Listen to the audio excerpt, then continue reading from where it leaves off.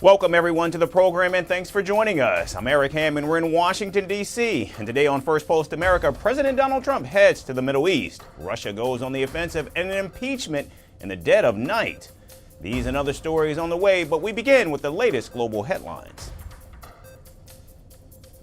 Beijing criticizes the Trump administration's proposal to ban Chinese airlines from flying over Russia, calling it harmful for people-to-people exchanges between the two countries. Taiwan's president says Taipei will build a T-dome defense system, which is a new multi-layered shield design to counter what he called enemy threats.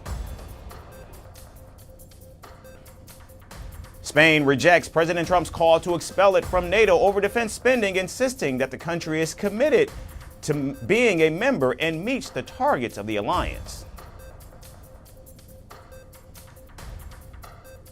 The European Commission demands that Apple, Google, Snapchat, and YouTube explain what steps they're taking to protect children online as member states consider restricting social media access to minors. And Venezuela's opposition leader Maria Corina Machado is awarded the Nobel Peace Prize for promoting democratic rights in the country of Venezuela.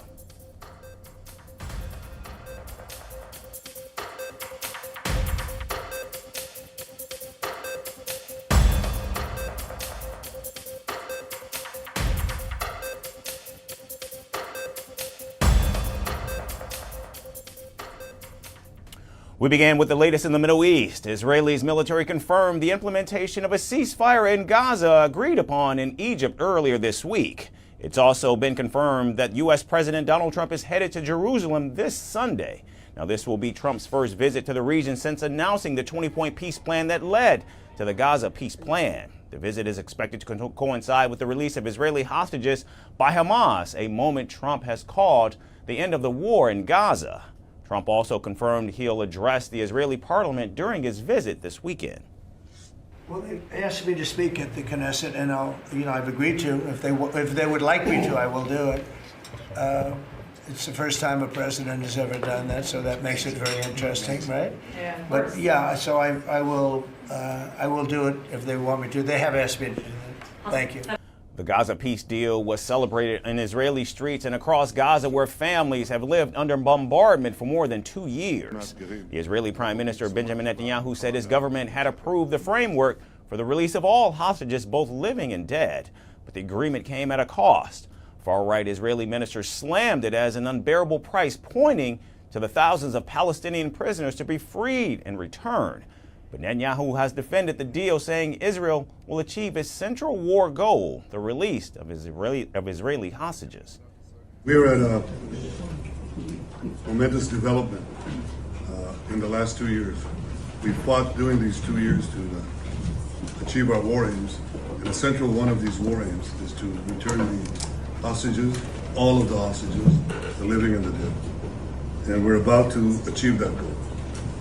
We couldn't have achieved it without the extraordinary help of President Trump and his team, Steve Witkoff and Jared Kushner. India has weighed in as well on the watershed moment, with Prime Minister Narendra Modi speaking with both Trump and Netanyahu, congratulating them on what he called a historic step toward peace. Prime Minister Modi praised the deal for opening doors to humanitarian aid and hostage releases, adding that terrorism in any form is unacceptable anywhere in the world. The agreement also sets the stage for a major humanitarian operation, as the United Nations has unveiled a 60-day plan to rush food, water, and medicine into Gaza, promising aid for 2 million people and temporary schools for 700,000 children. Washington has also announced a 200-strong U.S. military team will be stationed in the region to oversee and observe the truce. Egyptian, Qatari, Turkish, and Emirati officers will also join in a joint control center, a coalition meant to build confidence on both sides. For many Israelis, this week brought tears of relief. In Tel Aviv, crowds waved U.S. and Israeli flags and held photos of hostages still in captivity. And for many Palestinians, it also brought respite. In Gaza, where the Hamas-run health ministry said the death toll to the war has surpassed 67,000, residents spoke of tears of joy as they hoped the deal might finally end the Israeli bombing. Trump's Sunday visit to Jerusalem is being billed as a celebration of hope, but behind the diplomatic smiles linger deeper questions about reconstruction, disarmament, and whether the truce can actually hold. And while a ceasefire has been struck in Gaza, another war thousands of miles away in Ukraine continues to rage on. President Donald Trump recently acknowledged that the Russia-Ukraine conflict has turned out to be far more complex. Speaking during a visit to the United Kingdom in September, President Trump admitted that his early optimism had faded, though he reiterated he will ultimately resolve it. The one that I thought would be easiest would be because of my relationship with President Putin, but he's let me down. He's really let me down. It was going to be Russia and Ukraine, but we'll see how that turns out. But that turned out to be, I thought it might be among the easiest of the group. But we had settled just about every conflict, and as you know, we're working very hard on Israel and Gaza. All that's happening over there. Complex, but it's going to get done. Earlier in August, President Trump hosted Russian President Vladimir Putin in Alaska in an attempt to push forward peace efforts. However, in the weeks that followed, Russian strikes on Ukraine intensified sharply, and this week Moscow declared that any momentum toward a peace agreement has been largely erupted. On Thursday, President Trump said Washington and NATO allies are stepping up the pressure to end the war, but his diplomatic outreach so far has not resulted in a ceasefire. Meanwhile, on the ground in Ukraine, the situation continues to worsen. Early Friday morning, Kyiv was struck by a massive Russian missile and drone attack that targeted critical energy and civilian infrastructure, plunging much of the capital into darkness. Officials said the residents of Kyiv and 9 other Ukrainian cities suffered power outages. And the attacks were later confirmed by Russian authorities. And after the attack, Ukrainian President Volodymyr Zelensky said that Russia launched more than 450 drones and 30 missiles overnight. He also called on allies, including the United States, to respond with concrete measures. What's needed is not window dressing, but decisive action from the United States, Europe, and the G7 in delivering air defense systems and enforcing sanctions. Kyiv's mayor said that Russian forces had targeted critical infrastructure and 9 people had been injured, with 5 of them taken to the hospital. In the aftermath of the strikes, video circulated online showing an apartment building ablaze as firefighters battled with evacuation efforts. Ukraine's energy minister said the strikes were part of a massive and deliberate effort by Russian forces to cripple Kyiv's energy grid. She added that teams are trying to assess and restore damage as soon as safety conditions allow. Meanwhile, Ukraine put the entire country on alert on Friday and fears of an incoming hypersonic missile, which is harder to detect and intercept. Russia renewed attacks on Ukraine's energy infrastructure in September, and the recent attacks mirror similar Russian bombing campaigns in the past 3 winters that left millions of Ukrainians without heat and power for long periods. In the southeastern region of Zaporizhia, Russia launched at least 7 overnight drone strikes, killing at least 4 people. President Zelensky responded to continued Russian assaults, warning that this could strain Ukraine's gas infrastructure and force the country to increase energy imports as winter approaches. Russia has chosen war. Russia is destroying the lives of our people and must be held accountable for this. Our long-range capabilities will increase.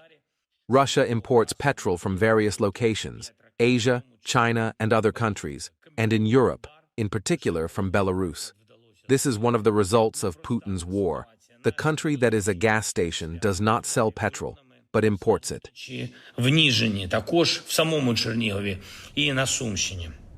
Ukraine has also stepped up its drone and missile strikes on Russian territory, a tactic that Zelensky said was showing results and pushing up fuel prices in Russia. In Kyiv, authorities have begun restoration work as air defense teams continue to monitor for new threats. And as winter approaches and Russia intensifies its aerial assault, Ukraine is now bracing for what comes next. And here in Washington, where President Donald Trump has announced a defense deal with Finland, one that could reshape America's presence in the Arctic. The U.S. Coast Guard will buy 4 icebreaker ships from Finland and build up to 7 more in American shipyards. The agreement was formally unveiled yesterday during a White House meeting between President Trump and Finnish President Alexander Stubb. The two leaders signed a memorandum of understanding that will see Finland construct the first 4 Arctic security cutters, while the United States will build 7 more using Finnish expertise. The total cost for all 11 vessels is expected to be around $6.1 billion, the first ship due for delivery by 2028. We're buying the finest icebreakers in the world, and Finland's known for making them. They sort of have almost a monopoly on icebreakers, if you think about it. Nobody makes them like Finland. I've heard that for a long time. So we're going to have a total of 11, and it's been really an honor working on it. Finland's prime minister, who also attended the meeting, highlighted the economic significance of the deal for Finland. As the Prime Minister of Finland, I want to say that this deal it's very important to Finland and our economy, because our economy is suffering a lot because of Russian aggression in Ukraine. And this deal, it means investments, it means jobs, and jobs means hope. 3 of the U.S.-built ships will be constructed in Galveston, Texas, and 4 in Houma, Louisiana. And for the Coast Guard, it marks a major upgrade. The service currently has only 2 operational Arctic cutters, and its older icebreakers are frequently out of commission. President Trump told reporters that he and the Finnish president had discussed icebreakers in earlier talks. Recalling that Russia has 40 of them, he agreed that the cooperation was proof that both nations were acting together to meet shared security needs. I remember our first conversation just after you had been elected in November. The first thing you mentioned was icebreakers. We need them, and then we've been working on this issue ever since. I think this is a huge strategic decision by the president as well, because we all know that the Arctic is important strategically, militarily, and in terms of the economy as well. And now we can work on this together. Currently, Russia has 41 icebreakers, which is the largest fleet in the world, including 8 nuclear-powered vessels and dozens more medium-sized ships. China has 5, while the United States, with 2, remains far behind. President Trump has previously said he wants as many as 40 U.S. icebreakers to ensure national security in the Arctic and counter the growing influence of both Russia and China. And as President Trump and the Finnish president shook hands in the Oval Office, both leaders framed the agreement as a turning point, one that binds their nations more closely in the face of shifting global power. But with Russia expanding its Arctic operations and China watching closely, the real test will come when the first icebreakers actually hit the frozen seas. And to South America, where Peru's political stage flipped overnight. A president was impeached and a new one was sworn in before dawn. In a lightning-fast sequence of events and oaths, Congress removed Dina Boluarte, one of the world's least popular leaders, and installed 38-year-old José Jerí Oré as the country's new head of state. The stunning overnight drama unfolded amid surging crime and growing anger on the streets. Jeri promising to declare war on criminal gangs, now inherits a nation on edge and a legacy of chaos. As Peru's revolving door of power turns once more, our next report brings you the latest. October the 9th, 2025, the day that has now gone down in the history books in Peru as the country changed presidents in less than a day. In a few hours, Congress voted to impeach Dina Boluarte, one of the world's most unpopular leaders, and then swore in José Jerí Oré, the 38-year-old head of Congress, as the country's new president. One vote, one oath, and everything changed in Peru's political sphere. Wearing the red and white presidential sash, Jeri, a conservative from the Somos Perú party, took the oath just after midnight on Friday. The main enemy is out on the streets, criminal gangs and criminal organizations. They are our enemies today, and as enemies, we must declare war on crime. With that, Peru's 7th president since 2016 took office under flashing cameras and weary applause.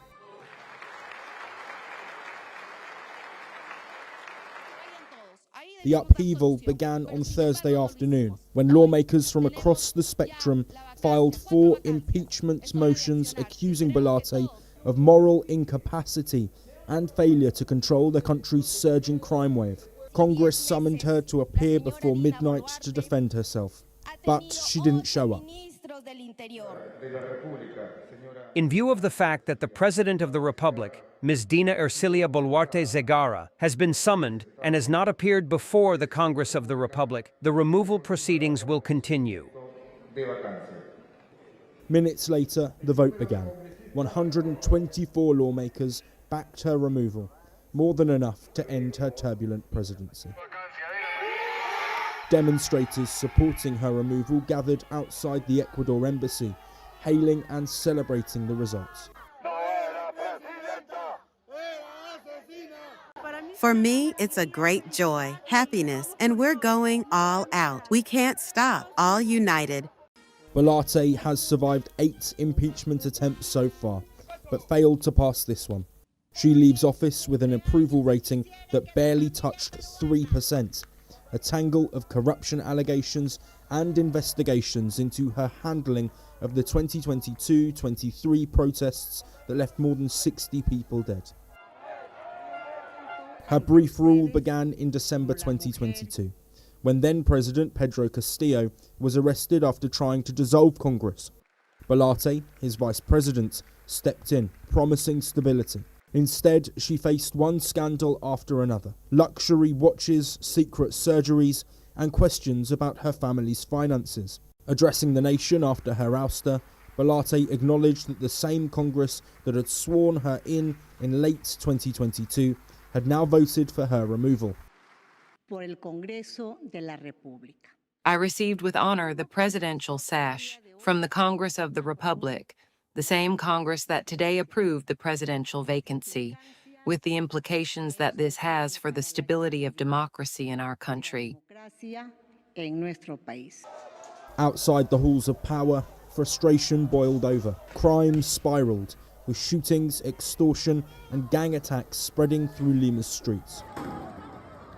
On his first day of office, Jeri was welcomed with trouble. In the southern city of Juliaca, protesters surrounded a radio station where one of the presidential hopefuls, Philip Butters, was giving an interview. They threw stones, eggs, and insults.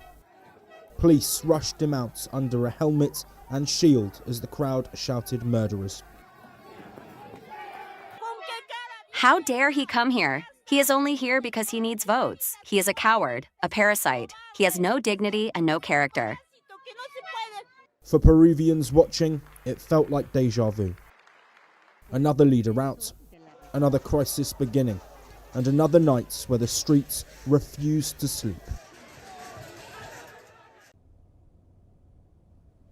If you love leaning back mid-flight, well, brace yourself, or rather, sit up straight. Canadian budget airline WestJet is introducing a new kind of economy experience, one where reclining your seat now comes at a cost. Only a dozen seats on each aircraft will fully recline, while the rest will stay fixed upright.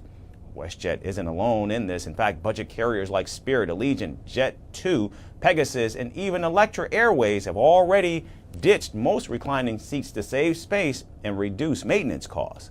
But as WestJet joins the trend, many passengers aren't exactly thrilled, calling the new policy torture. The age-old battle between comfort and cost seems to be taking flight once again. And here's a story with more. Flying just got a little more upright. Canadian budget airline WestJet has announced that some passengers will now have to pay for seats that actually recline. The charges announced in September are set to roll out on the first reconfigured Boeing 737-8 MAX and 737-800 later this month, with 42 additional aircraft following by early next year.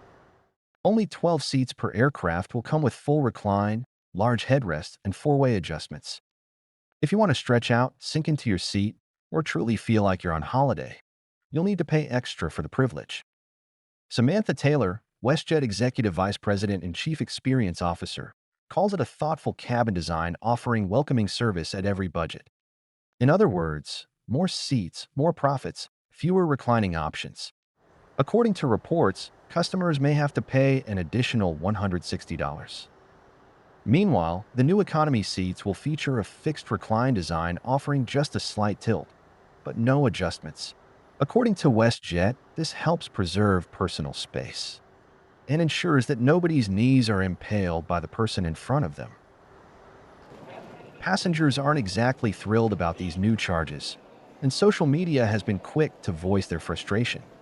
One user highlighted the irony of paying extra for a simple recline. Another suggested that skipping WestJet altogether might be the smarter choice, and one passenger didn't mince words, calling the policy nothing short of torture. Fixed recline seating isn't exactly a novelty. Airlines like Spirit, Allegiant, Jet2, Pegasus, and Electra Airways have already embraced the trend.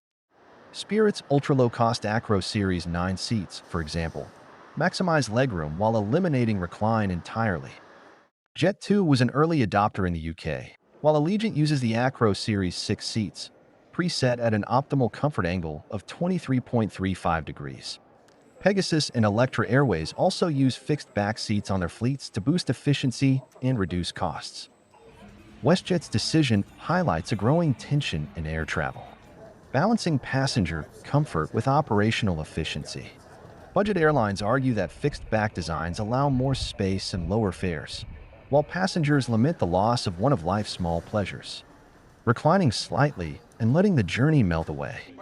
So next time you book a WestJet flight, remember, reclining is no longer a right. It's a luxury. Economy passengers will need to keep their spines perfectly aligned, stretch their legs where possible, and mentally prepare for a flight where leaning back is no longer an option. Premium flyers, meanwhile, can continue to enjoy the small luxury of adjustable comfort if their wallets allow.